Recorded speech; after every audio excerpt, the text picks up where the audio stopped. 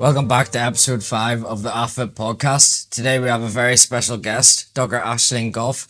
She's a women's health and wellness coach and a qualified menopause coach as well. So Aisling, welcome to the podcast. Thank you so much for having me. Why don't you tell everyone a wee bit about yourself? As you just said, I'm a health and wellness coach. I work solely with women, and I'm more recently a menopause specialist, so that's more my niche at the moment. So I work with women through their transition through menopause. Very good. And sort of just so everyone can have a bit more of an insight on menopause, what would be like a wee bit of an overview of menopause? Because obviously someone like me, I obviously didn't really know what it was. And I do have quite a few young audience as well. So yeah, what is menopause and how does that come about? It's easier described as a transition. So most people associate menopause with that one time point where it is the end of a menstrual cycle, but it can actually be 10 years prior to that. You're in perimenopause. So if you think anything from your mid-30s, you're in perimenopause, and then once your period finally ends, you're postmenopausal for the rest of your life. Okay. So it's a bit too much for me to handle anyway, by the sounds of it. It's a lot more than just periods. Yeah. Put that way. And sort of, so what would the side effects be of going through this sort of cycle? It's whole body. So if you think about it, it's an overarching decline in hormones, and women have 3. Okay. So estrogen, progesterone, testosterone. Most people forget that women have testosterone too. So as hormones decline, we actually have estrogen receptors all over our body. So it affects everything from the top of your head to the soles of your feet. Most will associate it with an end of menstrual cycle. It could be hot flushes. It could be itchy skin, but another big kind of symptom, if you like, is the mental health side of things. And that could be mood swings, low mood, loss of confidence, anxiety, brain fog's another big one too. So it actually affects the whole body. Yeah, so obviously on the topic of mental health, how would that affect, how would that affect women, like with jobs and stuff? Or does it just kind of come on? Or is it like something that would develop over a few years, I suppose? It depends on the person. Yeah. No woman's menopause journey is, or none of it's the same, I suppose. It can kind of gradually come on, I suppose, in that it's the decline in hormones that exacerbates symptoms. In terms of what that might look like, very, very low mood, as you said, in terms of jobs. 1 in 10 women have to give up work due to menopause. Oh, it's mad. Yeah. And how long does that last for, if you know what I mean? Because obviously, like, how long does it last for after that stage then? Is that it over once you've hit that day? No, you're postmenopausal forever. No, very good. Well, not very good. Not very good. Not at all. I mean, think about it. We do have, 100% of 50% of the population will go through this.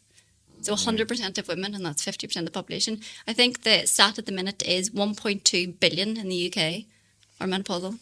It's a lot of Affecting people. a lot of women. It's a lot of women. Yeah. Okay.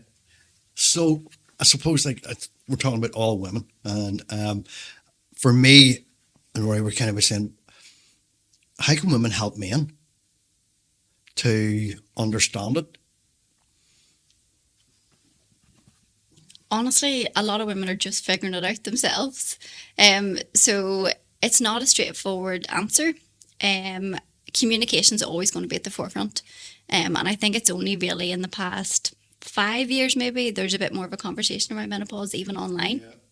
I work with women who had never heard of perimenopause before. Yeah. So it really is just starting to come to the forefront. So the more conversation about it, the more women understand it themselves, and potentially even having that conversation with their significant others, with their own family members too, to kind of raise awareness of, this is happening to me, I'm feeling like this because of this. Okay, so, where you were saying about the physical things, so hot flushes, sweating, that type of stuff. I think it's really handy that women can actually sit with their men and tell them that it's nothing to do with you, by the way, at the minute, and it's not that I don't want you near me.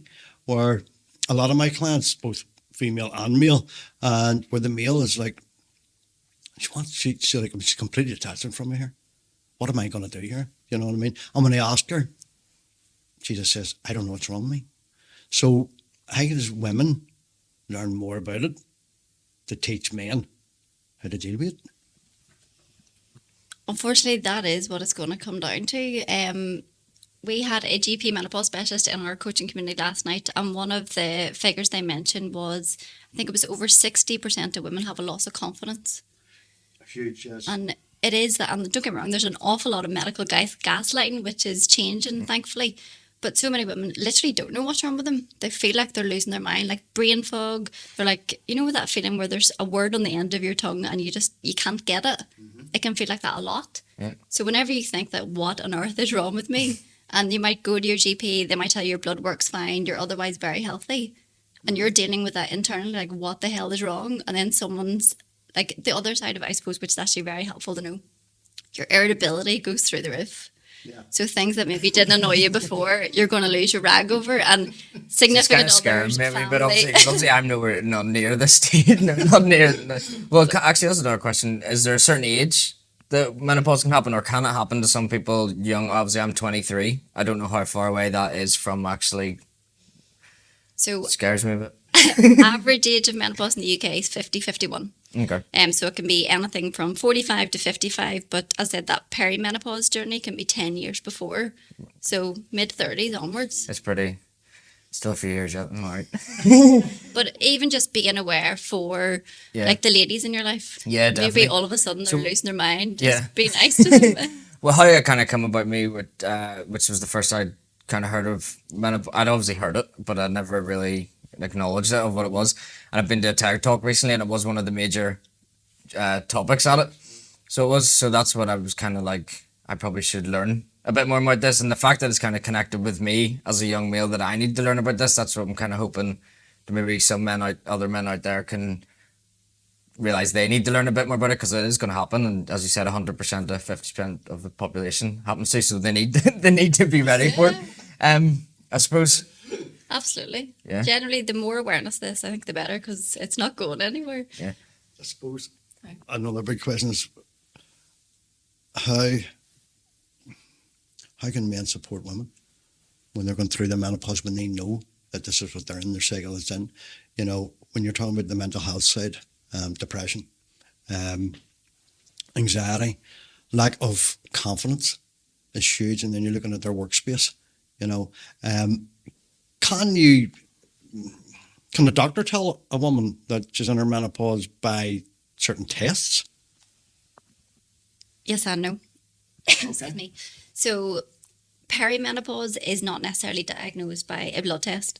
It's typically twofold. So symptoms, and that could be there's at least 45 symptoms.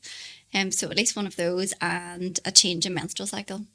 So if you present with your GP with those, more often than not, they will agree with you that you're perimenopausal. They will more than likely do blood work anyway, which is super helpful. It might show up decline in hormones. It might also just rule out other factors.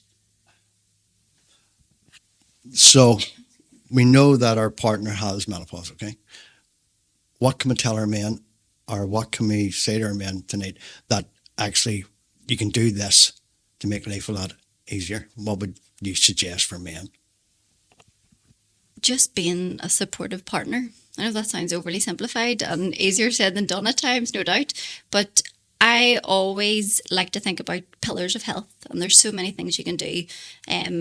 Hormonally, that's one aspect, that's the kind of medical aspect. But from a lifestyle perspective, there's lots you can do to support in terms of nutrition, helping them with their nutrition potentially. Exercise is such a big factor.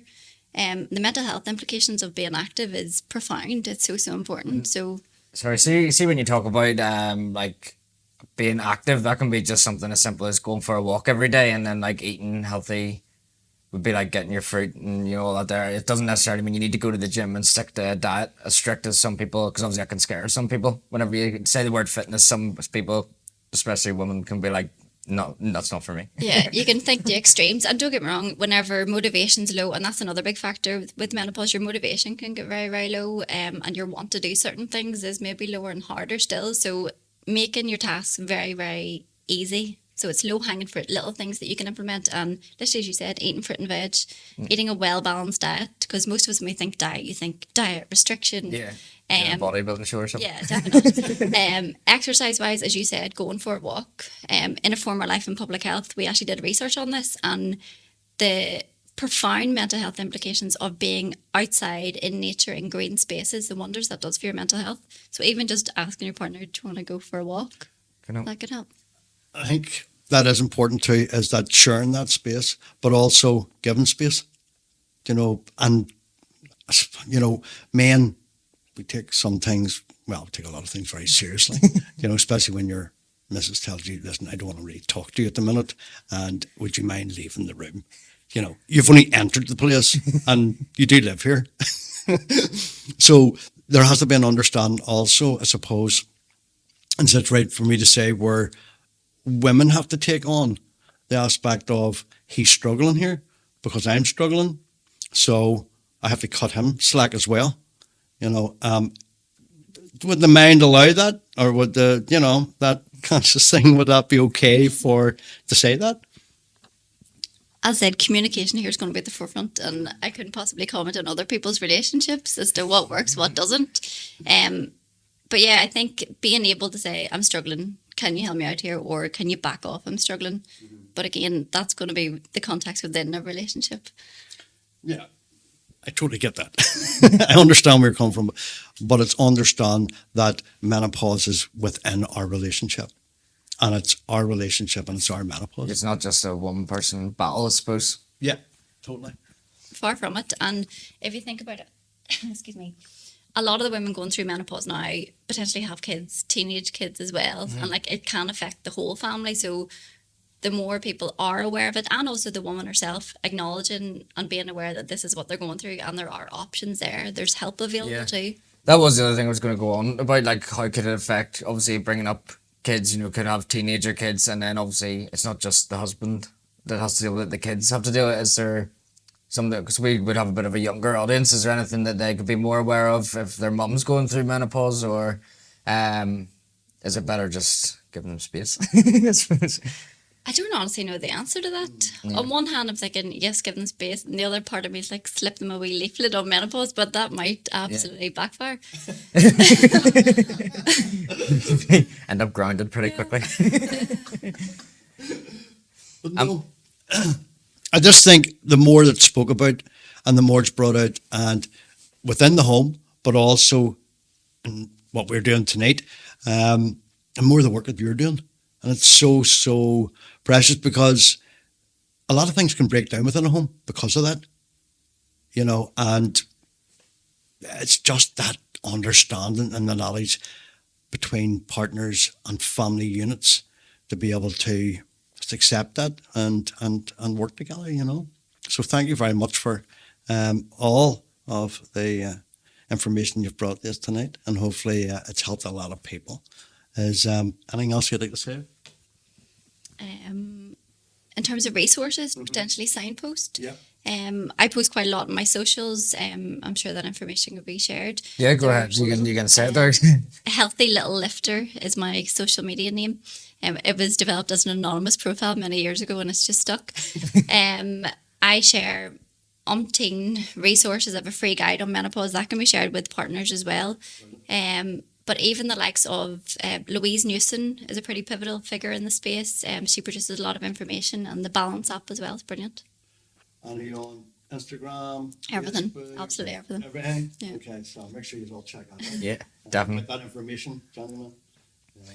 Yeah, so thanks very much for coming on to the podcast and giving me certainly a good bit of education on what to come to. But thanks everyone for watching, and yeah, make sure you go and follow Dr. Aisling, and also give us a follow and share and follow us on our journey, try and help you out as much as possible. So thanks for watching.